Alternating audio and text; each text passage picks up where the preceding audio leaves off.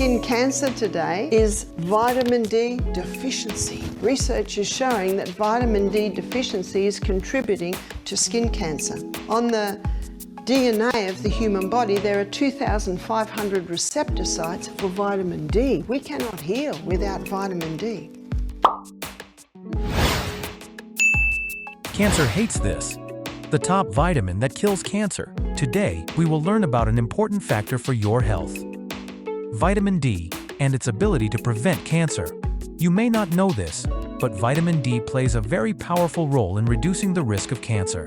Studies have shown that people with high levels of vitamin D in their bodies have a significantly lower risk of developing cancer, especially cancers like breast, prostate, and colorectal cancer. The results are truly impressive. Some studies even suggest that up to 50% of cancer cases could be prevented if vitamin D levels are maintained properly.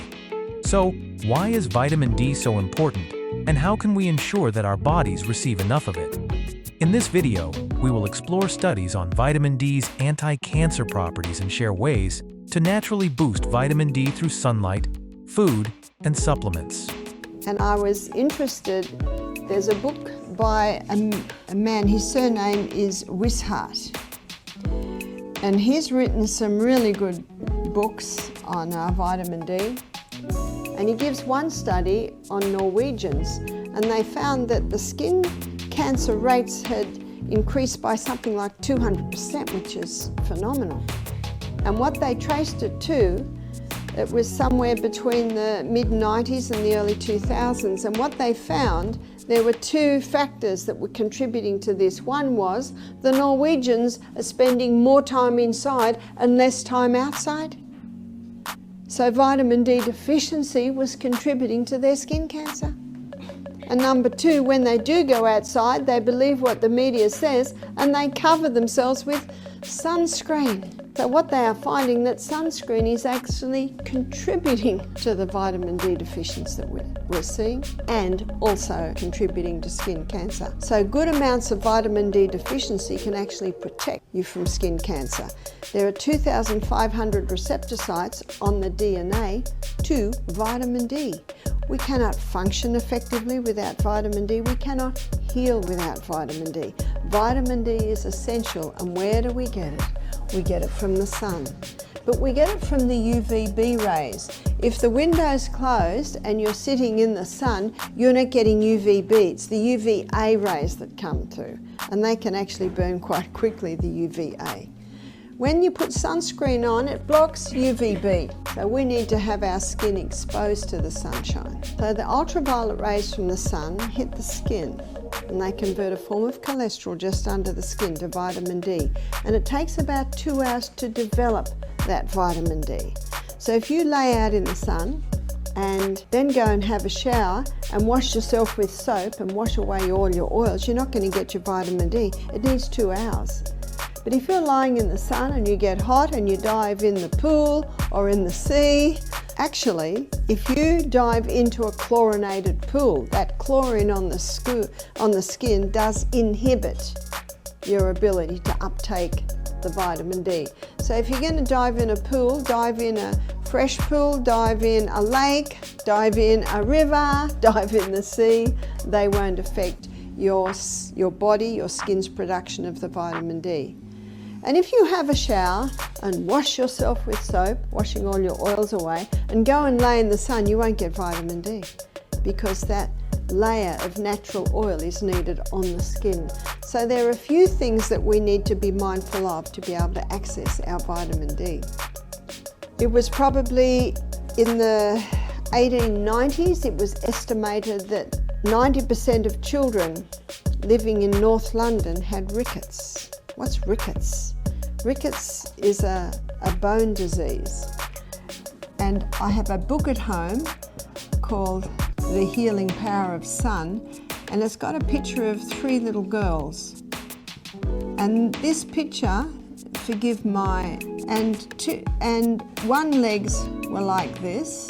The girl without rickets, her legs were like that. And the other little girl, her legs were like this. And these little girls couldn't even stand up straight. Rickets is returning. But you know, children suffered from rickets for about 100 years before finally it was acknowledged that it was a vitamin D deficiency. They're not in the streets of London between those high rises where they're not getting their sun. They're running out in the hills. I'd like to add they're also running barefoot and they're also probably eating nourishing food. It wasn't until 1920 it was finally acknowledged that rickets was a vitamin D deficiency. Medicine has cured 3 diseases: rickets, beriberi and pellagra. What are those 3? They're just deficiency diseases. That's all they are. So when they finally acknowledged that rickets was a vitamin D deficiency, nurses would give mothers classes showing them how to put their babies and their children in the sun. Do they still have those classes? No. What are mothers told today? Get your children out of the sun. I know in Australia they've now put shade cloth over all the playgrounds. Children are not allowed outside unless they've got a hat and sunscreen on. And guess what's returning? Rickets is returning. You've also got children, instead of climbing trees and riding bikes and skateboards, they're inside on technology. So that's another contributing factor. And the devitalised food and the sugar. So you've got all of these things coming together. Vitamin D not only plays a crucial role in bone health, but also has a powerful impact on the immune system and the body's ability to fight cancer. The way vitamin D affects the immune system may help explain why it is so important in cancer prevention. Vitamin D has the ability to regulate immune responses, helping the immune system function effectively without overreacting. Specifically, vitamin D stimulates the activity of key immune cells such as T cells, which help detect and destroy infected or abnormal cells, including cancer cells. Vitamin D enhances the function of T cells, helping the immune system respond more vigorously to cancer cells. These cells play a role in capturing and destroying invaders, including cancer cells. Vitamin D also supports macrophages in detecting and eliminating abnormal cells in the body.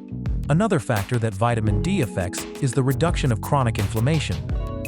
Chronic inflammation has been shown to be a significant factor in creating an environment that promotes tumor development. Prolonged inflammation can lead to tissue damage, making it easier for cancer cells to form and grow.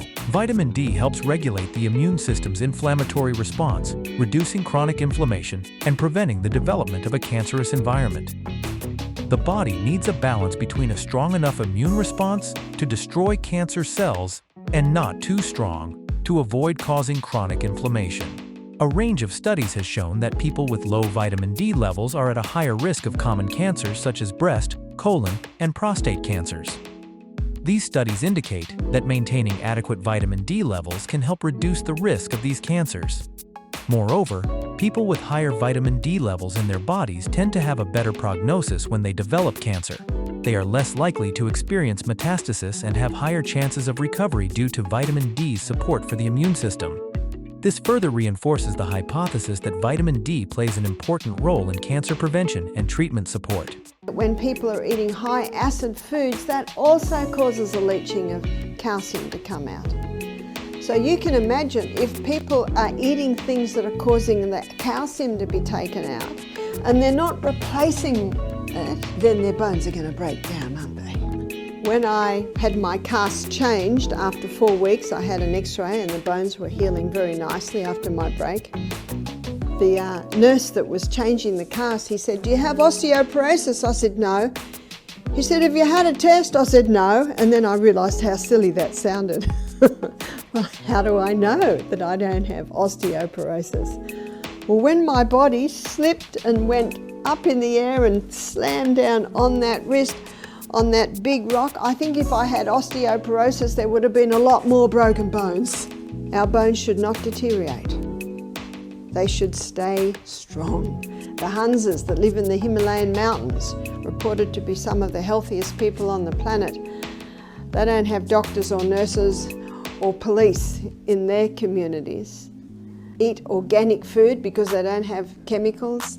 They drink the pure water from the mountains, and they're not drinking cow's milk every day.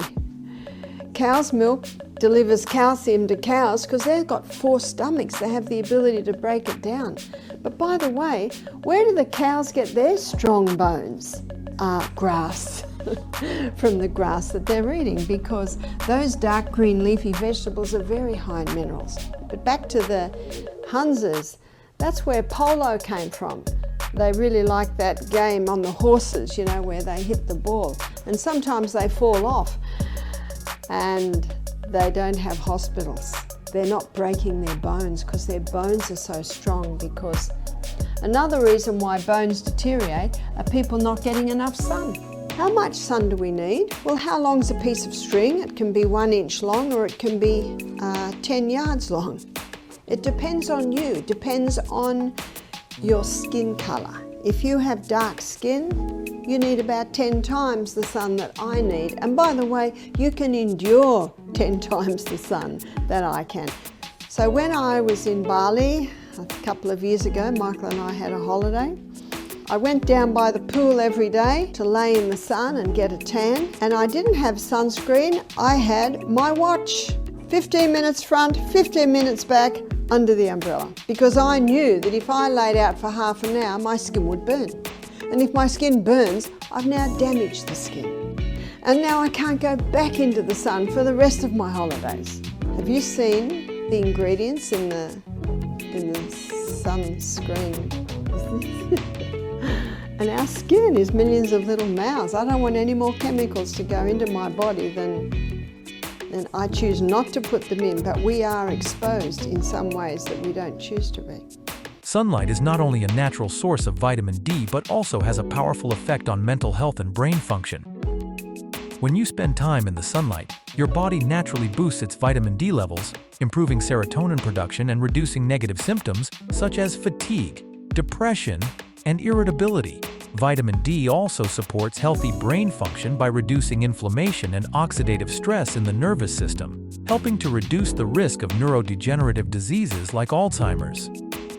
Just 15 to 20 minutes a day under sunlight is enough for the body to produce the necessary amount of vitamin D. This exposure not only helps improve mood but also supports brain health, enhancing mental clarity and concentration. Vitamin D is not only important for the immune system and cancer prevention, but it also plays an essential role in maintaining cardiovascular health and blood pressure. One factor contributing to arteriosclerosis is the accumulation of calcium in the blood vessel walls. Vitamin D helps regulate calcium metabolism in the body, preventing unwanted calcium buildup in the arteries. Calcium buildup can make the arteries stiff and lead to arteriosclerosis, increasing the risk of stroke, heart attack, and other cardiovascular diseases. Studies have shown that people with low vitamin D levels are at a higher risk of cardiovascular disease and high blood pressure. Furthermore, some studies also suggest that people who maintain adequate vitamin D levels are less likely to develop heart disease and high blood pressure, while improving their overall health. Thank you for watching this video. I hope you now have a better understanding of how vitamin D can help prevent cancer and why it is so important for your health. If you found this video useful, don't forget to give it a thumbs up and subscribe for more health tips. Take care of yourself, and see you in the next video.